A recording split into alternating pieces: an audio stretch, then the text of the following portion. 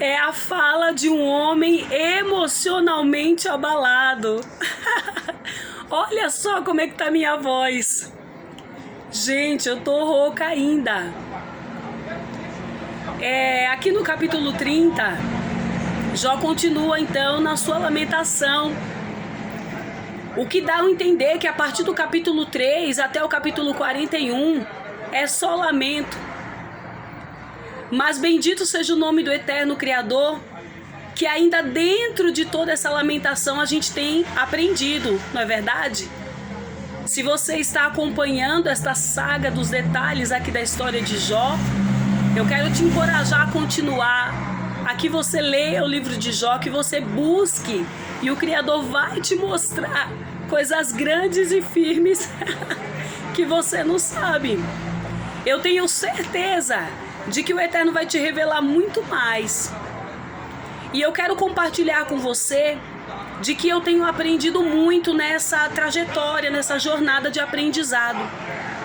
Inclusive, aqui na descrição, nessa lamentação de Jó, Jó trouxe um trechinho muito interessante sobre algumas pessoas isoladas, pessoas que não tinha o que oferecer, pessoas que não ajudavam, pessoas que não eram do Eterno, pessoas, sabe, que eram maus mesmo, né?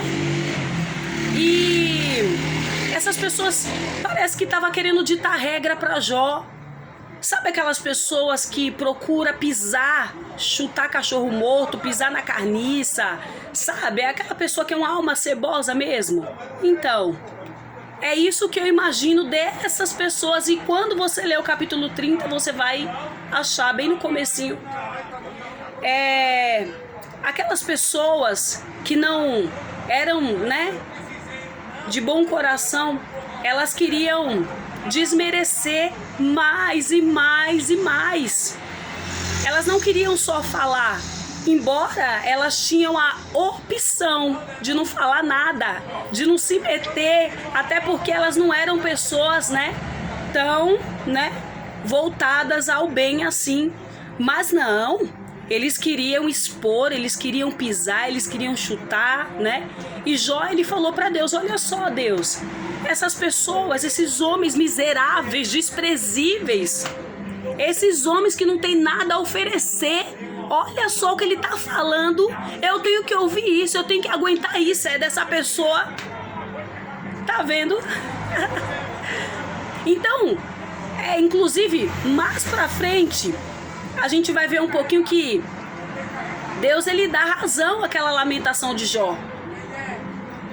Mas o silêncio de Deus naquele momento estava gerando em Jó, olha que coisa linda, aleluia, gerando em Jó a exalar o melhor.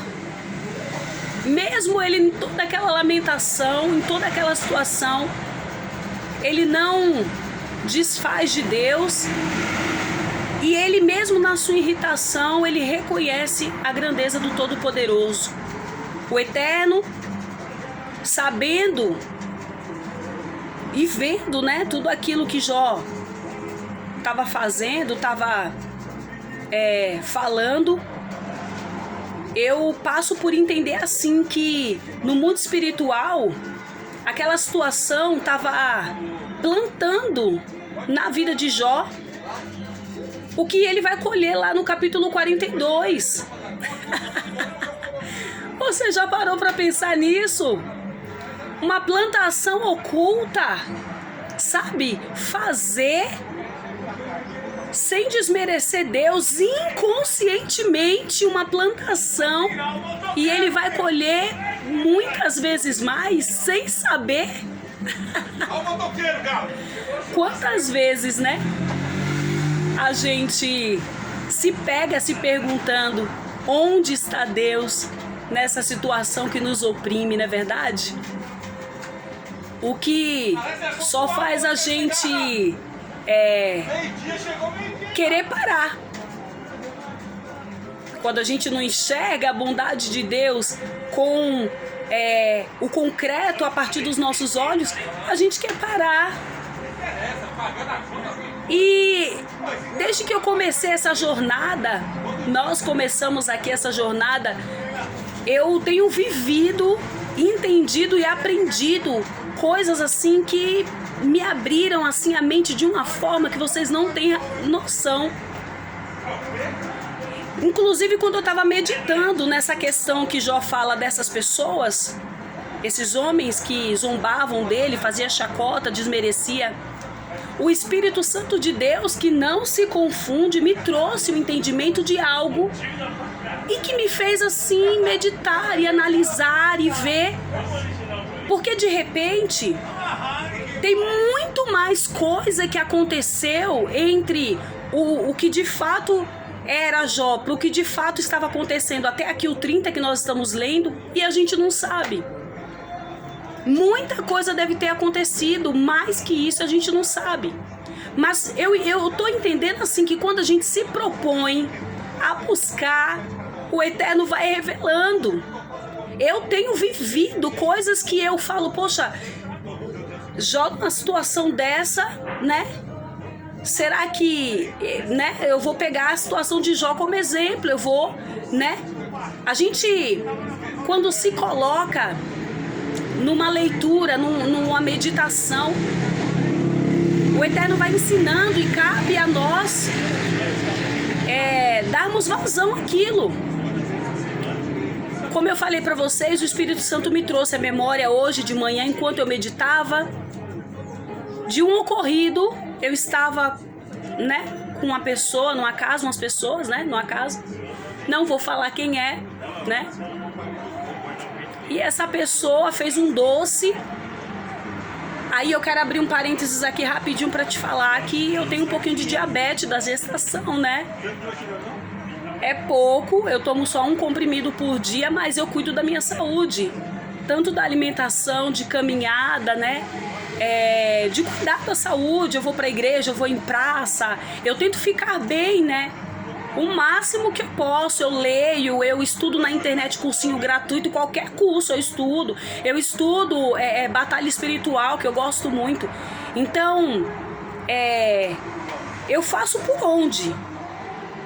E ficar bem.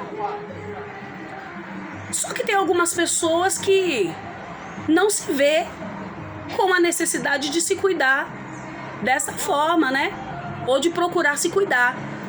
E quando a gente fala assim diabetes, a gente fala em comer açúcar, mas tem muitas doenças que são emocionais, que de repente não é a alimentação, não é o açúcar, porque eu nunca fui uma pessoa de comer muito açúcar, muito doce. É até uma contradição, né? Até lamentável, né? Eu com um pouco de diabetes, sendo que eu nunca fui de comer tanto açúcar. Mas eu estava na casa dessa pessoa, comi um pedaço do doce que essa pessoa fez. Eu não me lembro que tipo de doce era. Não me lembro, não me recordo. E eu falei assim, nossa, esse doce tá doce, né? E aí a pessoa falou assim, Marilene, aqui em casa ninguém tem diabetes. Aí eu falei assim, dentro de mim, né? Falei assim, meu Deus, eu não quero ser assim. Eu não quero seguir isso, não quero ser assim. Mas materialmente eu fiquei calada. Eu estava na casa da pessoa, né? A Bíblia fala sobre a gente, né, ter sabedoria nas casas dos outros, né? Então eu não falei nada. Mas quando eu disse, eu não quero ser assim, eu consegui me colocar a ser mais sensível. Por exemplo, assim, na minha casa, eu não faço 2 doces. Eu não faço um doce para quem vem de fora, com bastante açúcar, e um doce para mim que é menos açúcar. Não, eu faço tudo menos açúcar, menos sal. Não uso muito óleo, é muito raro eu usar óleo. Eu busco a oleosidade do próprio produto. E com essa sensibilidade que eu vejo assim, que eu adquiri, eu consigo assim olhar assim, né, expandir assim para outras situações. Sabe, quando a pessoa vem falar algo de que ela tá entristecida, hoje eu me importo. Eu quero saber, eu vou arrumar dentro da minha possibilidade um jeito de ajudar. Se eu não puder ajudar financeiramente, eu ajudo com palavra, ou eu procuro dentro dos meus amigos quem tenha aquilo, quem possa, quem faça. Eu me mexo. E isso a gente só adquire se a gente abrir a porta do coração para viver isso, para ser assim. E essa pessoa que falou que na casa dela ninguém tem diabetes, essa pessoa não está errada. A cultura da casa dela é essa. Mas eu fico pensando, né? O Eterno me levou a pensar, será que precisa mesmo de acontecer o pior pra gente tomar uma atitude, né? Pra gente melhorar? Imagina, Deus o livre, você que tem filho, né? Descobre que tem diabetes, aí você vai comer doce e o seu filho não, ou vice-versa, você não e o seu filho sim, sendo que ele pode correr o risco de ficar com alteração, né? Na glicemia, tudo. Então, me levou muito a pensar. Eu fiquei assim dias e horas e remoendo isso e pensando e meditando. E eu consigo entender quando o Jó fala isso, dessas pessoas, desses amigos. Desses amigos não, dessas pessoas, porque nem era amigo de Jó. Então, fica para nós a experiência dada pelo Espírito Santo de que tem pessoas que de fato não acrescentam. Mais pra frente, a gente vai ver ainda, né, que Deus vai dar razão para Jó, para a lamentação de Jó.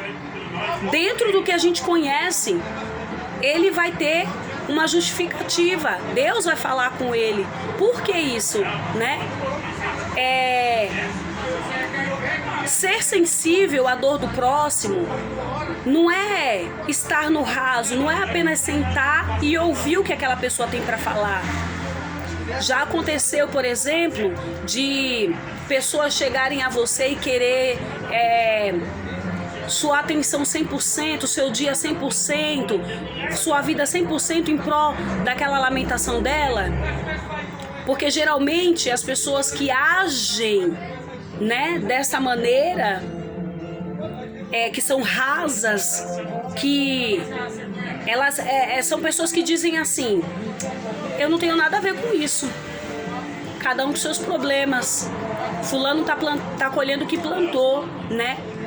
E eu acho que essa pessoa tá certa, acho mesmo, só que não é assim que eu quero ser. Eu posso escolher se eu quero ser assim ou não, e eu escolho não ser assim. Eu posso escolher ser diferente, você pode escolher ser diferente.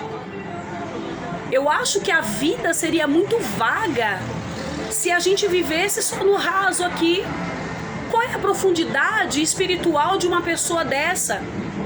Que ela não se importa com a tua dor, ou ela se importa superficialmente, ela vai ouvir, mas como ela não está na sua situação, não está no seu lugar, ela vai esquecer, ela não vai se importar de procurar fazer alguma coisa por você. E o mundo, Satanás colocou no mundo muitos ditadozinhos que faz a gente se afastar do que Deus quer que a gente faça. Parece que tem um que diz assim: se você tem dó do coitado, você vira o coitado. Uns negócios assim, sabe? E se você for analisar dentro do que o Eterno diz que é amor, quando o Eterno fala lá sobre perdão e ele dá um exemplo dizendo assim: olha, que benefício tem para você se você amar o que te ama? Não, eu quero dizer outra coisa para você: ame quem te odeia, perdoe ele. Eu não vou entrar nessa parte do perdão, porque essa parte do perdão é muito particular. Depende muito de muita coisa. Eu estou em processo de perdão, né, de perdoar uma determinada pessoa. O Eterno tem me ajudado. É um custo muito grande. É um custo muito grande. Só que nas minhas orações eu falo para Deus: Perdão, desculpas aceitas, acesso negado. Desculpas aceitas, acesso negado. Eu quero perdoar essas pessoas, mas não quero essas pessoas perto de mim. Não me acrescenta. Eu não consigo entender que essas pessoas não vai me pisar de novo, não vai me expor de novo. Eu quero ficar longe, eu quero evitar essa situação novamente. Como será que a gente tem que ser para dizer eu sou servo de Deus? Muita gente... eu não sou besta, né? Eu sou servo de Deus, mas não sou besta. Sim, de fato, você não é besta. Você vai procurar seus direitos quando tiver que procurar. Você vai buscar a Deus e Deus vai te orientar, né? Em muita coisa. Mas precisa de você querer, precisa de, né? Você dar o passo para isso. Um dia eu quero dar meu testemunho aqui nessa questão do perdão. Ainda não é o tempo. Mas eu consegui trazer, olha, o Espírito Santo é maravilhoso, né? Eu consegui, pelo Espírito Santo de Deus, trazer à memória tudo aquilo, sabe? Tudo aquilo que eu tinha vivido e coisas que passaram até desapercebidos. E nessa leitura, a qual já fala desses homens que ele julga desprezíveis, eu pude assimilar a situação, eu pude meditar na situação, eu pude comparar a situação, deixar com que os de fora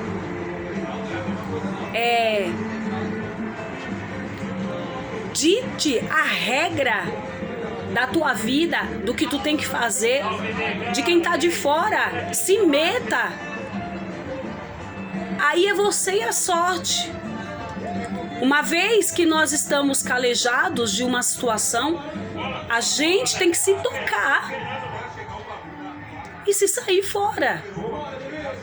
E não tem que a velhice chegar para você dizer assim, tô velho para isso, não quero isso. Não, agora ainda é novo. Você e eu pode, sabe, olhar e analisar isso. Eu sempre falo pro meu filho é pequeno, eu sempre falo para ele, filho, se você perceber que alguém tá te desprezando, tá desfazendo de você, sai de perto da pessoa. Você não é obrigado a estar ali. Sabe por quê? Essas pessoas que desprezam, que desmerecem a gente, elas precisam da gente. E aí elas dão um chute na gente, mas quando precisa do nosso favor, da nossa mão estendida, elas querem que a nossa mão esteja estendida e cheia de oportunidade para elas. Você que está me ouvindo, você pode dizer se isso é verdade ou não. Então, poxa, eu não vou mais ajudar essa pessoa, eu não vou falar, eu não vou dar. Aí é com você, eu não sei o que aconteceu. Cada caso é um caso. Tem casos que a gente dá as costas e não quer saber. Tem caso que a gente ainda conversa, fala com a pessoa uma vez ou outra. Tem caso que a gente estende a mão. Mas isso não é para todos. Não é uma regra.